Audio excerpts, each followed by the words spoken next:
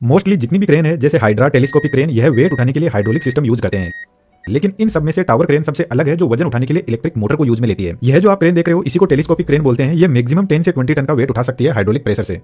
लेकिन tower crane एक simple सी motor की हेल्प से मैक्सिमम 100 टन तक वेट उठा सकती है। लेकिन वेट उठाने की कैपेसिटी दोनों ही क्रेन की हाइट बढ़ने पर कम होती जाती है। हम इस वीडियो में टावर क्रेन के कंस्ट्रक्शन और वर्किंग को डिटेल से समझेंगे क्योंकि टावर क्रेन की मैक्सिमम हाइट 250 मीटर से भी ज्यादा तक जा सकती है। इसके अलावा हॉरिजॉन्टल लेंथ टावर क्रेन की 70 मीटर तक हो सकती है। अब समझना इंटरेस्टिंग होगा कि यह क्रेन इतनी हाइट पर कैसे अपने आप को बैलेंस करती है और कैसे वेट को लिफ्ट करती है।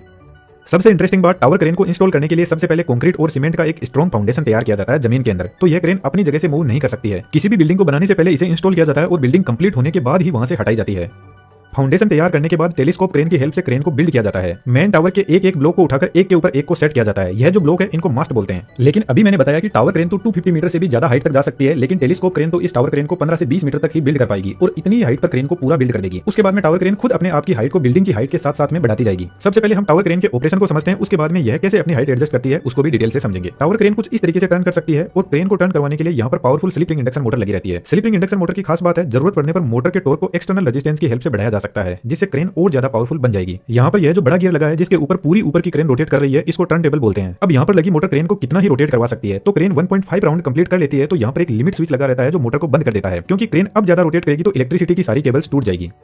फ्रंट साइड में क्रेन की जिब होती है जिसकी लेंथ 70 मीटर तक हो सकती है और जिब को बैलेंस करने के लिए पीछे की साइड में काउंटर जिब लगी रहती है जिस पर काउंटर वेट भी लगे रहते हैं क्रेन को बैलेंस करने के लिए। और क्रेन की जिब और काउंटर जिब को सपोर्ट करने के लिए पेंडेंट लगे रहते हैं जो टावर पीक से जुड़े रहते हैं। क्रेन का सेंटर ऑफ मास इस मेन टावर पर होना चाहिए, अदरवाइज क्रेन अनबैलेंस होकर गिर जाएगी। लेकिन टावर क्रेन में बहुत हेवी काउंटर वेट लगा रहता है, 15 से 20 टन मानकर चलो। तो जब क्रेन अनलोडेड कंडीशन में होगी तो काउंटर वेट क्रेन को स्लाइटली अनबैलेंस भी करता है। क्रेन की जिप पर एक ट्रॉली लगी रहती है जो जिप पर लगे ट्रैक पर आगे पीछे मूव कर सकती है। ट्रॉली में टायर लगे रहते हैं जो ट्रैक पर कुछ इस तरीके से चलते हैं। ट्रॉली को आगे पीछे मूव करवाने के लिए एक मोटर लगी रहती है। यह मोटर ड्रम को रोटेट करवाती है और ड्रम रोप की हेल्प से ट्रॉली से जुड़ा रहता है। यहाँ पर रोप का मैकेनिज्म थोड़ा अलग टाइप का होता है। इस ड्रम के ऊपर दो रोप होती है। जब एक साइड की रोप ओपन हो जाती है तो दूसरी साइड की रोप ड्रम के ऊपर कलेक्ट होती जाती है। रोप का मैकेनिज्म कुछ इस टाइप का होता है, एक साइड की रोप इधर से जाते हुए ट्रॉली से कनेक्ट हो जाती है और दूसरी साइड की रोप भी ट्रॉली से कनेक्ट रहती है जो जिप पर ऐसे चक्कर लगाते हुए वापस ड्रम के पास में पहुंचती है। तो जब ट्रॉली आगे की तरफ जाएगी तो यह वाली रोप ट्रॉली को आगे की तरफ पुल करेगी और ड्रम पर कलेक्ट होती जाएगी और दूसरी वाली रोप ओपन होती जाएगी। जब ट्रॉली पीछे की तरफ आएगी तो अब की बार यह रोप ड्रम पर कलेक्ट होगी। अब क्रेन का ऑपरेटर इस केबिन में बैठा रहता है तो उसको एक्चुअल में सही से दिख नहीं पाता है कि ट्रॉली कितनी दूर चली गई है, कहीं ऐसा ना हो जाए कि ट्रॉली लास्ट में जाकर टकरा जाए। इसलिए ड्रम के पास में एक लिमिट स्विच लगा रहता है। तो जैसे ही ट्रॉली लास्ट पॉइंट पर पहुंचती है तो लिमिट स्विच एक्टिवेट हो जाता है और मोटर को बंद कर देता है। तो एक बात तो आप शायद मानते होंगे कि एनिमेशन से कंसेप्ट समझना आसान होता है और अभी का जो डिजिटल वर्ल्ड है वह स्किल्स का है जिसके दम पर बहुत कुछ किया जा सकता है और ऐसा ही 3D एनिमेशन में है। यदि आप भी ऐसा एनिमेशन सीखना चाहते हो तो हमारे बेहतरीन 3D एनिमेशन के कोर्स को ज्वाइन कर सकते हो। कोर्स की फी हमने आपके फोन रिचार्ज के बराबर ही रखी है ताकि हर कोई आसानी से सीख सके। डिटेल्स डिस्क्रिप्शन में अवेलेबल है और हमारा आपके लिए फुल सपोर्ट रहेगा। अब वापस टॉपिक पर आते हैं। ट्रॉली के अंदर दो पुली लगी रहती है जो वजन उठाने वाली रोप को हैंडल करती है। यह रोप नीचे हुक के पास में लगी हुई पुली से कनेक्टेड रहती है और होस्टिंग यूनिट के लिए एक ही रोप होती है। होस्टिंग यूनिट क्रेन की काउंटर जिब में पीछे की तरफ लगी रहती है।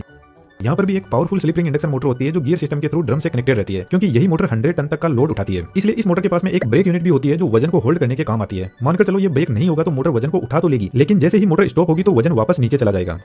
होस्टिंग रोप टावर पीक से होते हुए मास्टर पुली तक पहुंचती है। इसको मास्टर पुली इसलिए बोला जाता है क्योंकि इसमें कुछ ऐसे सेंसर लगे रहते हैं। जब क्रेन ओवरलोड होती है तो वेट का लोड इस पुली पर भी पड़ता है जिससे क्रेन को ओवरलोडिंग से बचाया जाता है। यहाँ से रोप जाती है ट्रॉली की पुली के पास और यहाँ से होते हुए हुक के पास पहुंचती है और वापस ट्रॉली से होते हुए जिब के एंड पॉइंट पर रोप को परमानेंटली टाइट कर दिया जाता है।